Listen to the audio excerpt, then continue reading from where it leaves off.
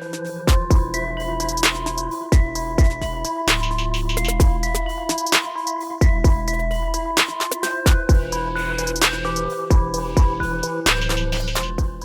पंजाब केसरी.com देख रहे हैं आप और मैं हूं आपके साथ विनीत मंडराई। देश के वीर महान योद्धा राणा सांगा के मुद्दे पर हुए भारी विरोध प्रदर्शन के बाद अब ये मामला धीरे धीरे थमता नजर आ रहा है।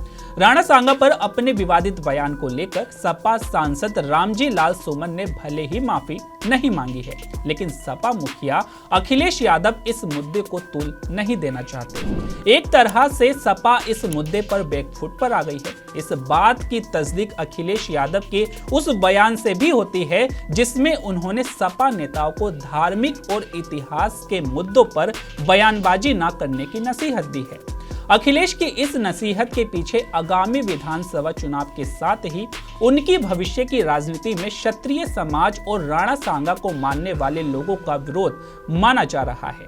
उधर राजनीतिक विश्लेषकों का कहना है कि राणा सांगा का मुद्दा कभी भी पॉलिटिकल नहीं हो सकता है, ना ही उन्हें सिर्फ एक कास्ट के नजरिए से देखा जा सकता है। वो देश के एक महान योद्धा रहे हैं, उस नाते से उन्हें हर धर्म के लोग मानते हैं। दरअसल समाजवादी पार्टी के राज्यसभा सांसद रामजी लाल सुमन ने 21 मार्च को राज्यसभा में राणा सांगा पर विवादित टिप्पणी करते हुए उन्हें गद्दार बताया था। उनकी इस टिप्पणी के बाद करणी सेना के कार्यकर्ताओं ने उनके खिलाफ यूपी, राजस्थान और मध्य प्रदेश समेत कई राज्यों में विरोध प्रदर्शन शुरू कर दिया था। करणी सेना ने आगरा स्थित सपा सांसद के घर का घेराव कर जमकर बवाल किया था। लखनऊ में भी करणी सेना और क्षत्रिय समाज ने जोरदार प्रदर्शन किया था। राणा सांगा को लेकर समाजवादी पार्टी के खिलाफ हो रहे विरोध प्रदर्शन के बाद अखिलेश यादव की अपने नेताओं को दी गई नसीहत के बाद ऐसा माना जाने लगा है कि अखिलेश यादव की पार्टी अब राणा सांगा के मुद्दे पर पूरी तरह से बैकफुट पर आ चुकी है।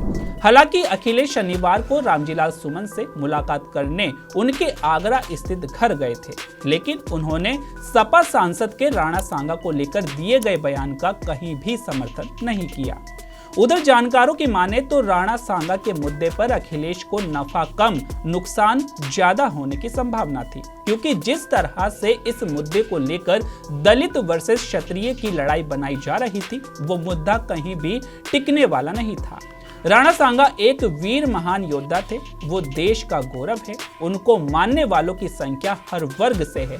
इसलिए यह कह देना कि रामजी लाल सुमन के घेराव और उनके खिलाफ हो रहे विरोध प्रदर्शन से सारा दलित समाज उनके साथ आ जाएगा, ये सरासर गलत है। आपको बता दें कि सपा सांसद का विरोध उनके बयान की वजह से हो रहा था, और फिर रामजी लाल सुमन दलितों के इतने बड़े नेता भी नहीं हैं कि वो अपने दम पर दलितों का वोट सपा को दिला सके। हाँ, इतना जरूर है कि अगर अखिलेश राणा सांगा के मुद्दे को तुल दे देंगे तो उन्हें नुकसान जरूर हो जाएगा। इस नुकसान की भरपाई करना भी मुश्किल हो जाएगा। तो चलिए अब जानते हैं कि आखिर कौन है राणा सांगा।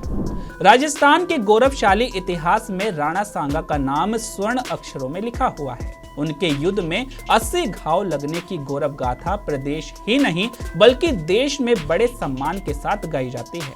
राणा सांगा का पूरा नाम महाराणा संग्राम सिंह है। 1527 में भरतपुर के रूपवास तहसील के खानवा में बाबर और राणा सांगा के बीच जोरदार युद्ध हुआ। इतिहासकारों के अनुसार इस युद्ध में राणा सांगा को 80 घाव आए थे, लेकिन इसके बाद भी राणा सांगा ने युद्ध नहीं रोका। तो फिलहाल आपकी इस पर क्या राय है, हमें कमेंट करके जरूर बताइएगा। तो अभी के लिए केवल इतना ही। ऐसे ही तमाम खबरों के लिए बने रहिए पंजाब केसरी.com पर। नमस्कार।